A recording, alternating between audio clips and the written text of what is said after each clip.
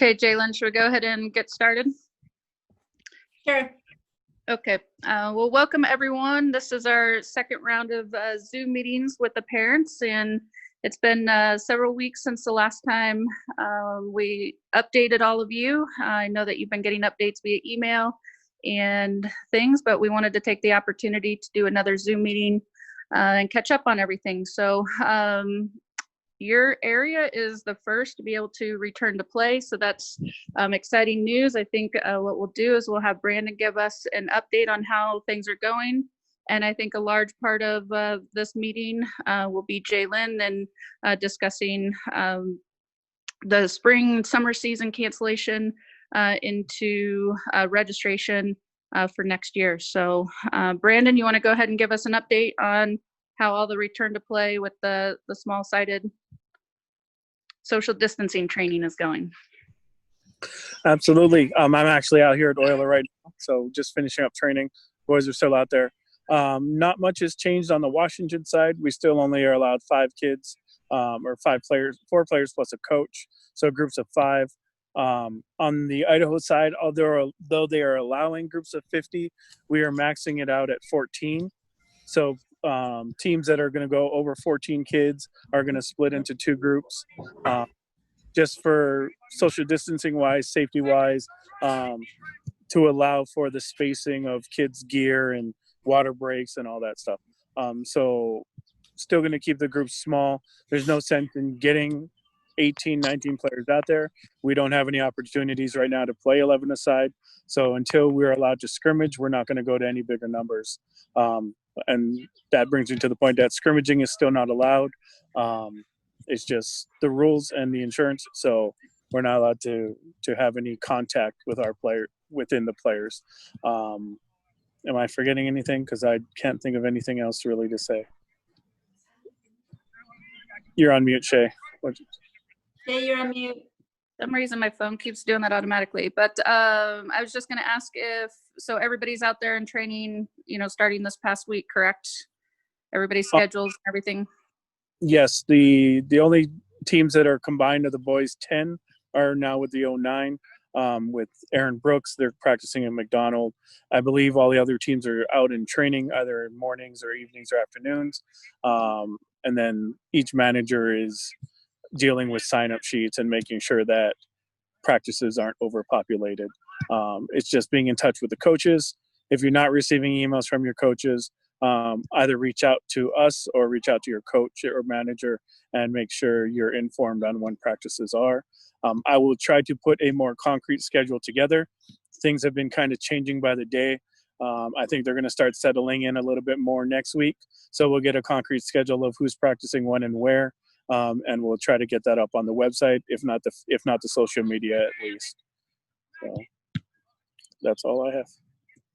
Okay, well, thank you, Brandon, and we want to thank Brandon as well for all of the research that he's done and put return to play protocols together, utilizing U.S. Soccer, all the leagues, and so we know a lot of work went into that, and we're applying it to our Spokane and Columbia Basin areas as well. So thank you, and it's been a big help for us with you guys being the first ones to start to get an idea of how this is going to go. It's kind of a unique situation, but happy to see the players back out on the field.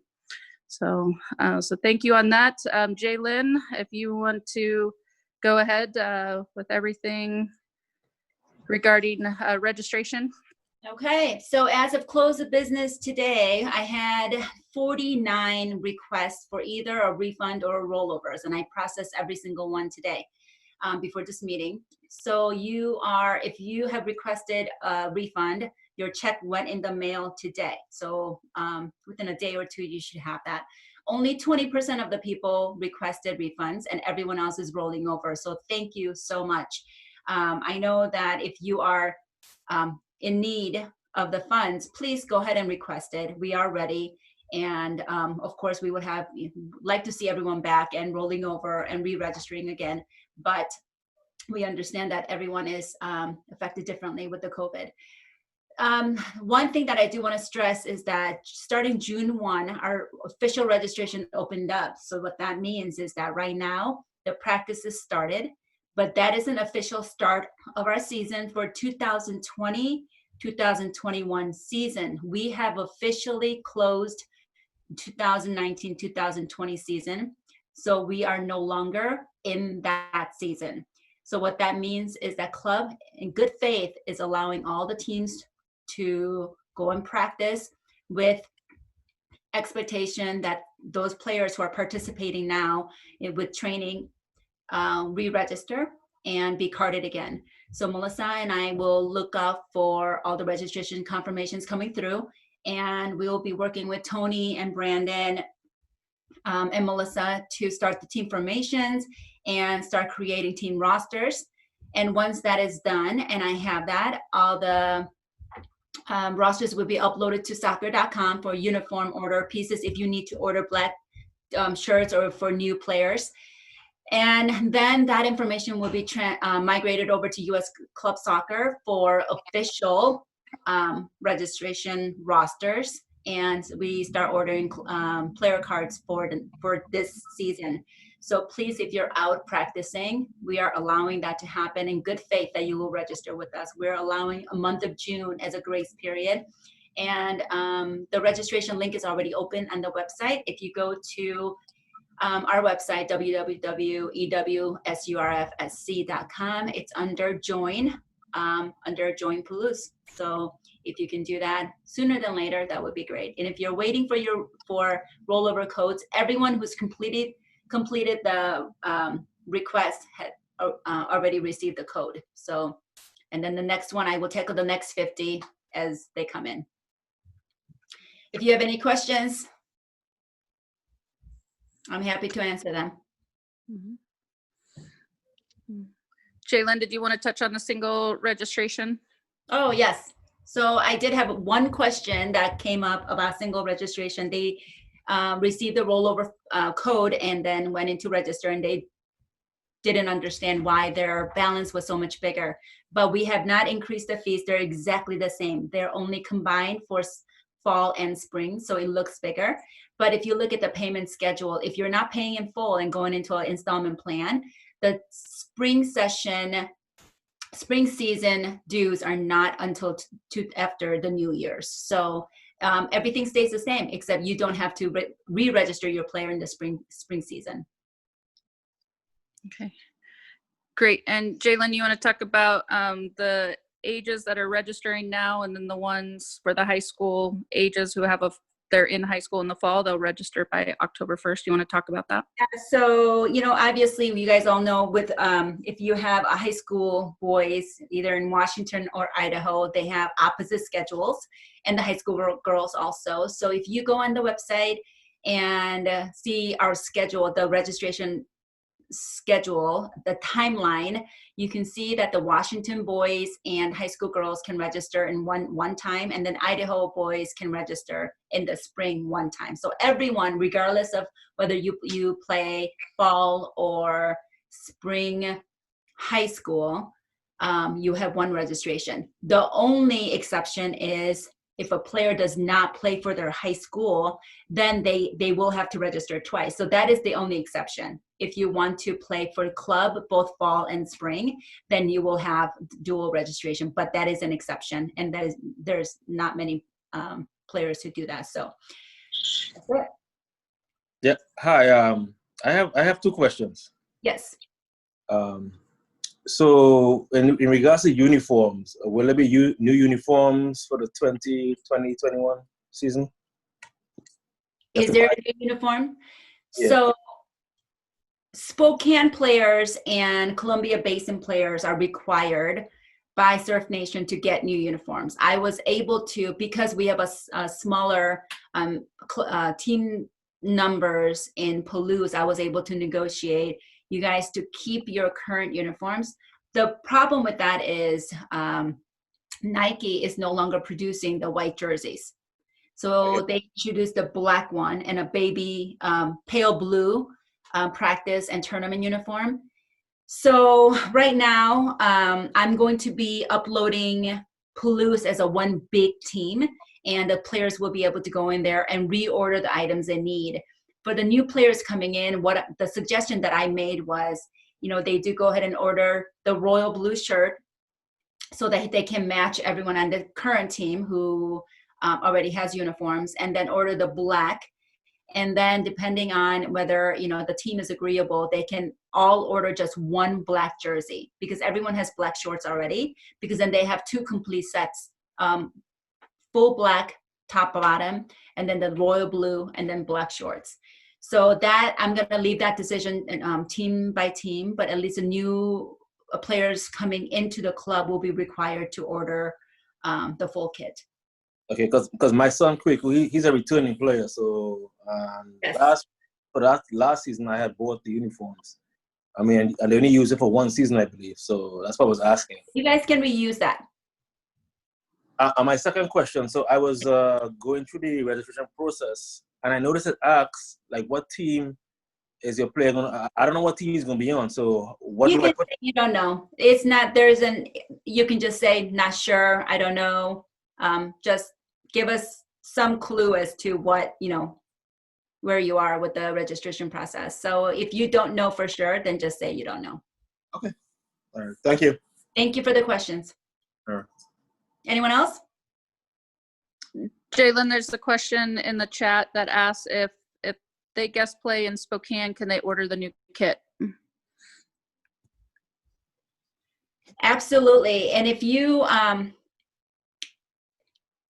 will say this, it is our preference that our entire club remain and wear the same uniform across the board. But since when we merged last year, we did say that it was a 2-year cycle, and we wanted to honor that. So they didn't like it. Surf Nation didn't like it, but it is what it is. So you guys have an exception. So you have a choice. But if you have a player who will guest play and you know that for a fact, then I recommend I guess it's required for you to order the kit, so then they do match the Spokane team. And I can certainly upload their profile so that option is available. Hey, Jalen, this is Seth. The 08, I believe 09 year group last year, they got black practice jerseys. If there's can we, I've got boys and girls in that age group. Can we, ask go use a screen printer here and number those, and then obviously, parents that want to go ahead and order the official black jerseys. Do you know if they're kind of white surf on black jerseys? It has a big white surf, and it looks almost identical to the jerseys that we had last year. So we can be really creative this year, but I do want to make it very clear. Next year, the entire club will be going to new cycle with new uniforms. And I cannot tell you right now, sitting here, that they will introduce a new color, but there's a good chance they might, because Nike cannot keep up with the demands. And we want to make sure that across the board, all of our surf players, whether we're participating in Seattle or Wenatchee, wherever we are, we look identical. So right now, the royal blue is the home jersey. Black is supposed to be away jersey. And then the pale blue is supposed to be either a tournament or practice jersey. So was it Seth, was it you who was talking about last year's the black practice jerseys? Yeah, so Kwezi's son Kwaku is also, so he should have a black practice jersey. Wait, so I was thinking that's black jersey. So yes, if you're able to number them, I think, Brandon, do you have a screen? No, what is that? The printing press? Yeah, I was just texting Seth that we have a printing press. We can put our own numbers. We're good to go. That would be great. And anyone who has the black jerseys, at least then we can represent Surf Nation, our Eastern Washington Surf, and look pretty uniformed across the board. That would be great. So I think we just all need to be really creative and make sure that incoming players would match our existing players. So, but please remember, this is an exception that I was able to make for this year only. So, and keep in mind that I will always negotiate the best pricing and be really respectful for parents, working out a lot of money for uniforms. And so we will make sure to be thoughtful when making that decision. Okay, great. Jalen, there's a question about, is there a cost for summer training? Do you want to talk about how this new registration and what that means? The benefit of single registration is that once you register and you're rostered on a team, you are officially ready to go, ready to train, and there's no additional cost associated with that. It is a full 12-year cycle, and there's no break. You are covered to play and practice as long as the club is offering practices. The only thing that is not included is the specialized camps and clinics over the summer, spring break, and winter break. That is the event that is put on by our camps and clinics personnel. So unless it's, a different camps and clinics event, all team training is included in that. And that also goes for high school players who, if they register for fall, they are covered all the way through until they leave to go play for their high school team. And then for Idaho boys, they're able to register immediately after they finish with their high school, and they are eligible to start practicing. So it gives you a broader coverage when it comes to practicing time periods that you're eligible for. So it makes everything so much simpler. And lots of feedback about parents. I don't understand why we have to re-register. So we don't have to do that anymore. Okay, great. And just to clarify, that's a 12-month cycle, not a 12-year cycle. That would have been a long time ago. That is really cheap for 12 years. I think we might go under. So, okay, excellent. So did we get all the questions on that so far? Okay, great.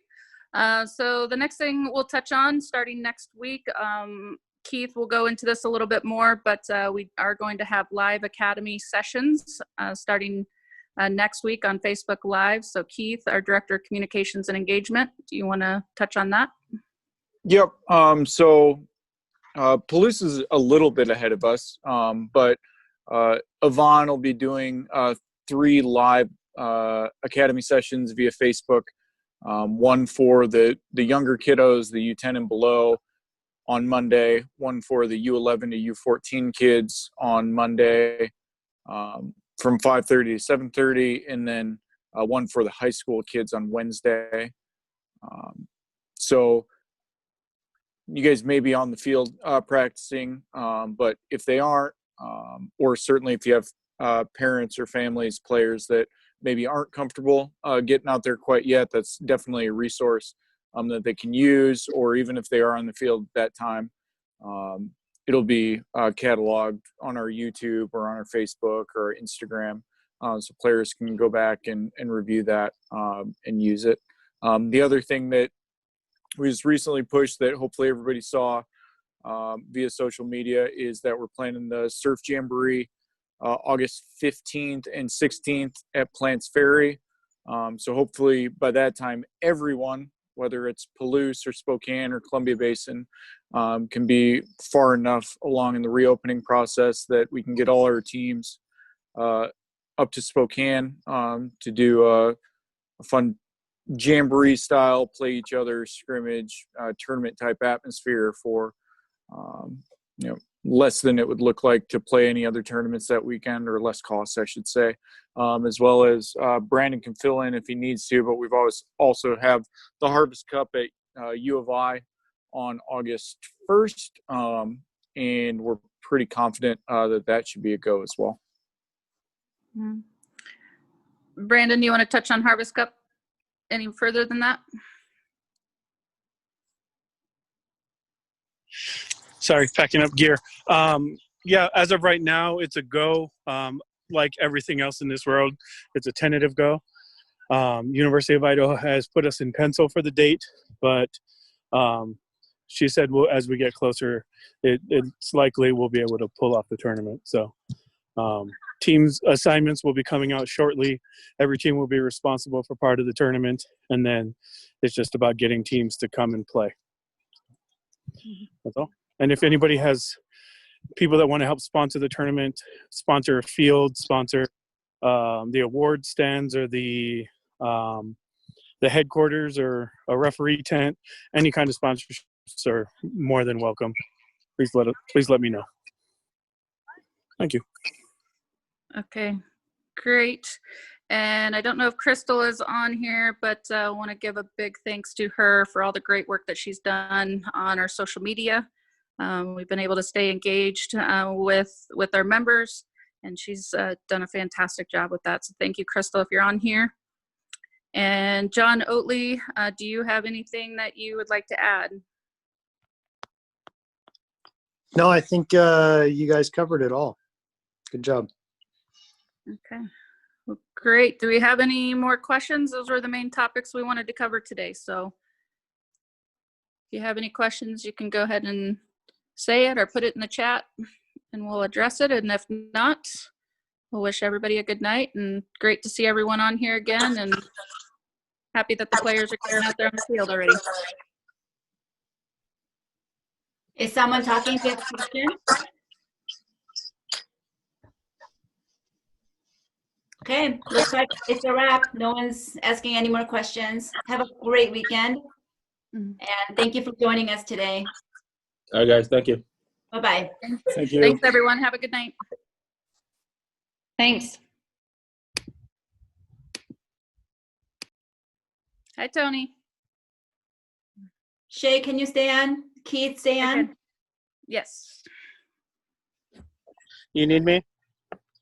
No, I just need to talk to Okay. Shane. Thank Bye, you. guys. Bye. Bye. Look at me, locked up in